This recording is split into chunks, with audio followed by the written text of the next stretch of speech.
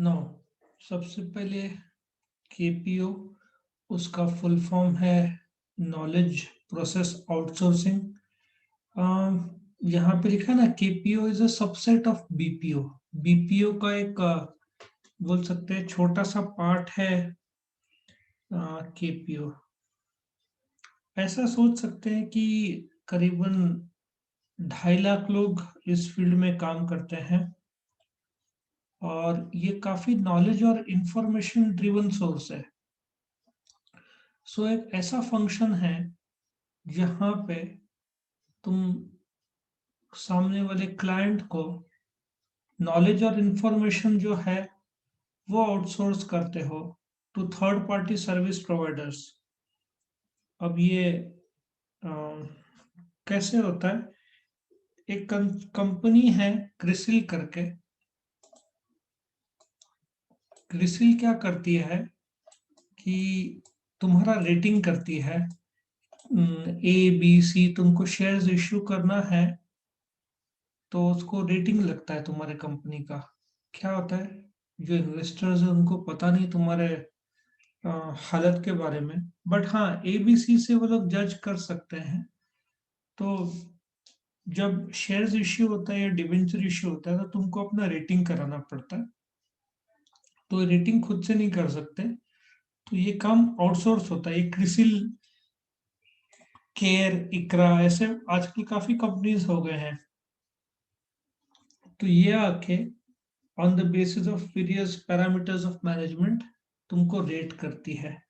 ठीक है ना? उस रेटिंग के आधारित पर तुम लोग तुम्हारे कंपनी में इन्वेस्ट करेंगे। सो केपीओ जैसे मैंने बताया बीपीओ का सब सेगमेंट है, in which the outsource service provider is hired not only for its capacity to perform business process but also to provide expertise around it। ये जो क्रिसिल कंपनी का जो मैंने नाम लिया था, ये एक्सक्लूसिवली सिर्फ रेटिंग का काम करती है, दूसरा कुछ नहीं करती। सो यू कैन अंडरस्टैंड उसका लेवल ऑफ स्पेशलाइजेशन क्या है। So understanding KPO is the allocation of relatively high level task to an outside organization or different group, usually in a different geographic location। जैसे कि foreign का कुछ काम India में, animation जो है ना, एनिमेशन कोई अमेरिकन पिक्चर है, उसके कुछ एनिमेशन इंडिया में हुए हैं हैदराबाद या बैंगलोर में।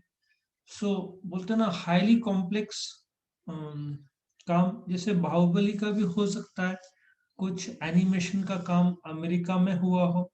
सो नॉर्मली तुम अपने जोग्राफिकल लोकेशन से काफी दूर, बिकॉज वो लोग उसमें स्पेशलिस्ट है, तुम उनको काम देते हो। ठीक है ना? और ये बोलते हैं ना, medical, training consultancy, research and development, pharmaceuticals, bio technology, animation and design, ये सब जगह पे यूज होता है। करीबन 2.5 लाख लोग काम करते हैं। ऐसा सोचो कि ये करीबन 1.5 लाख करोड़ का वर्ल्ड वाइड बिजनेस है। और उसमें 1 लाख करोड़ तो इंडिया के पास ही वो काम आता है। वैसे श्रीलंका भी इसके अपने कॉम्पिटिटर्स में से हैं, लेकिन मेन जो है इसमें ताकत, तुम बोल सकते हो कि इसमें इंडिया काफी इन्वॉल्व है, इसमें केपीओ में।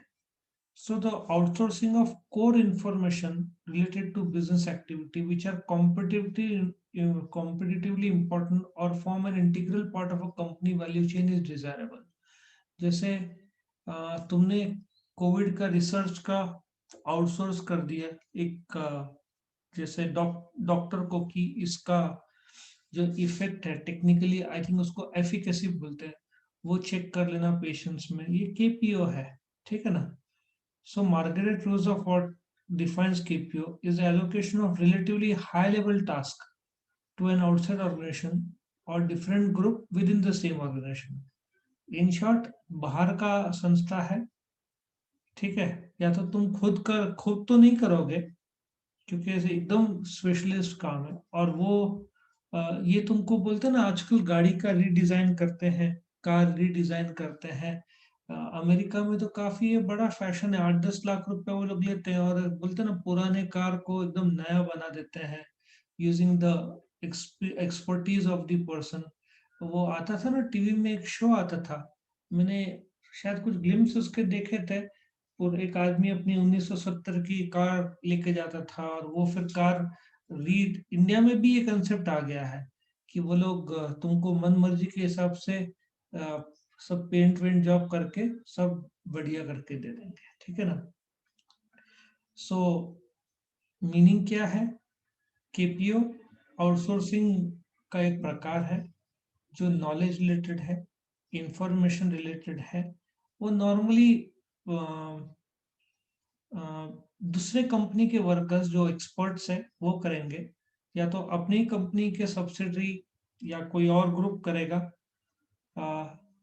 सेम कंट्री या डिफरेंट कंट्री में होगा, ठीक है ना। इससे कॉस्ट कम होगा क्योंकि काफी एक्सपर्टीज काम है, advanced analytical and technical skills as well as high degree of specialist expertise।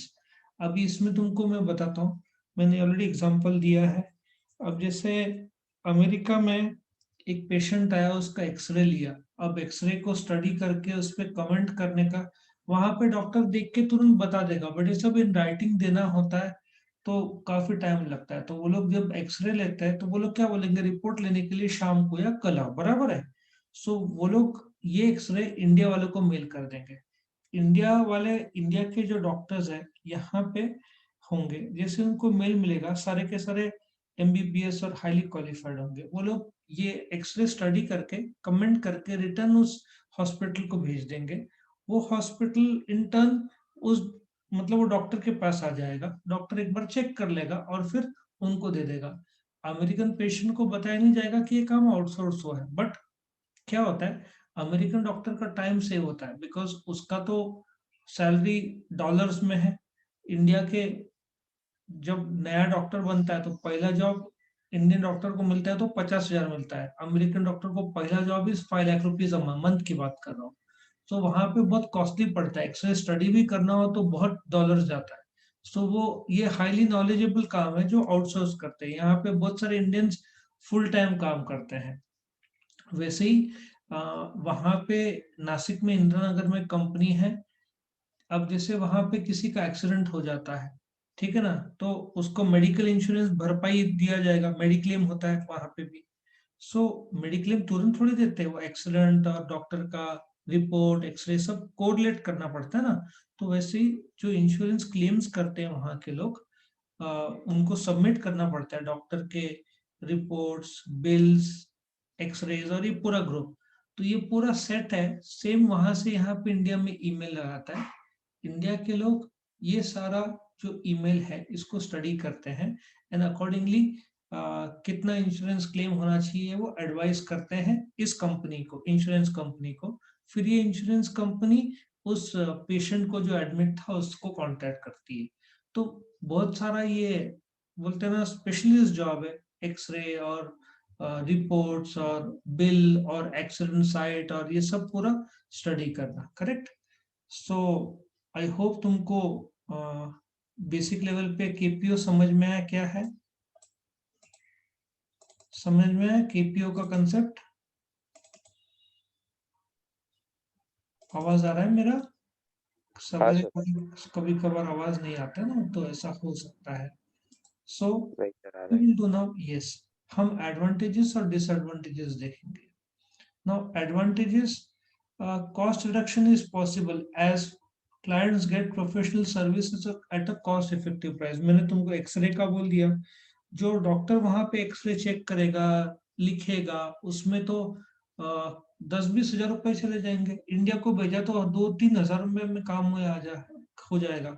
जैसे यहाँ का डॉक्टर जो आदत है जिसको, जिसने काफी साल का एक्सपीरियंस है, फटाफट एक्सरे चेक करेगा, कमेंट डालेगा, पूरा पेज लिखेगा, 1 घंटे का इंडियन डॉक्टर माइट चार्ज से 2,000, वहां का doctor will charge 10,000।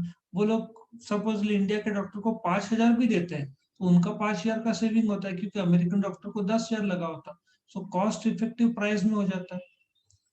Business organisation can hire skilled employees from KPO service providers. जहां तक मैं जानता हूँ ये फील्ड में एमबीबीएस डॉक्टर्स इन्वॉल्व है, क्योंकि एमबीबीएस डॉक्टर्स के पास एक्सपीरियंस है, तो और उनको पेमेंट भी अच्छा मिल रहा है, 2-4 हजार रुपया पर आवर मिल रहा है, so they will also prefer this. तो हाईली स्किल्ड एम्प्लॉयज मिल जाते हैं इसमें, कम रहते हैं लेकिन मिल जाते हैं, क्योंकि तुम पेमेंट अच्छा कर रहे हो तो लोग आ ही जाएंगे। अब बॉम्बे में एक्सपर्ट ब्यूटी पार्लर सर्विसेज जैसे संजय दत्त और शाहरुख खान, इनके जो हेयर ड्रेसर्स है, they will charge 5,000 rupees a day.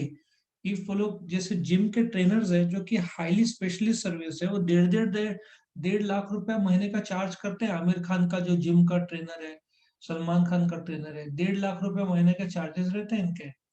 ठीक है। Hire and services are provided at lower cost to decrease unemployment benefit their economy. सीधा हिसाब है, मैंने जैसे तुमको बताया एक्सरे का या इंश्योरेंस का क्लेम चेक करने के लिए बोलते ना हाई एंड सर्विसेज दिए जाते हैं। फ्लेक्सिबिलिटी भी रहता है टाइम मैनेजमेंट के हिसाब से, क्योंकि जैसे वो लोग भेजते हैं, सामने वाले को एक्सरे का रिपोर्ट तुरंत थोड़ी बताएंगे। अब जैसे कोविड का रिपोर्ट थर्सडे को यहाँ पे लेते थे और मंडे को रिप्लाई आता था। सो कोविड का रिपोर्ट भी हाई एंड पुणे में ही होता था ना, नासिक के पास कैपेसिटी उस समय नहीं था। नासिक में वेनसडे थर्सडे को एक ही दिन बोलते थे आप, और वहां पे तुम्हारा सैंपल लेके, जिसको स्वैब बोलते हैं, नाक का स्वैब, गले का स्वैब लेके वो पुणे जाता था। सो बाय मंडे तुमको रिपोर्ट मिलता था। तो ऐसा सोचो ना, ये जो तुम्हारा कोविड पॉजिटिव है कि नहीं चेक करने के लिए स्पेशलिस्ट संस्था पुणे में था। अभी तो खैर नासिक में भी चेक होना शुरू हो गया है, और आजकल तो इंस्टेंट रिजल्ट भी बताते हैं। तो फ्लेक्सिबिलिटी इसमें रहता है। डिसएडवांटेज है security of organisation is question. तुम सामने वाले पेशेंट का पर्सनल डिटेल्स, एक्सरे सब दे रहे हो, तो सिक्योरिटी का पब्लिक हो गया तो हल्ला हो जाएगा।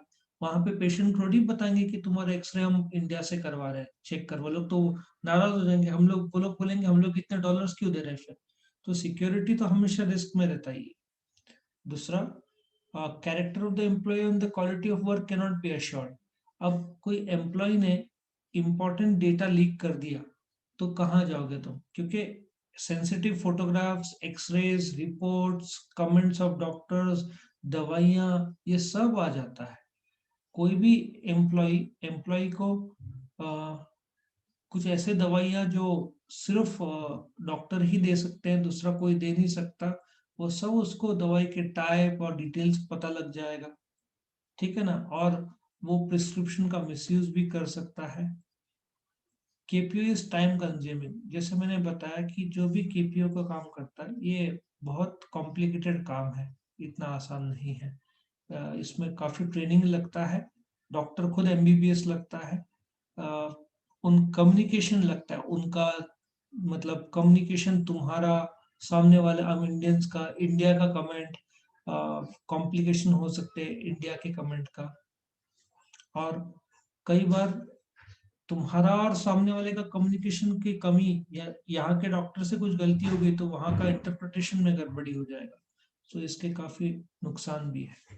ठीक है ना। सो डिसएडवांटेजेस भी इसमें काफी है। आया समझ में केपीओ?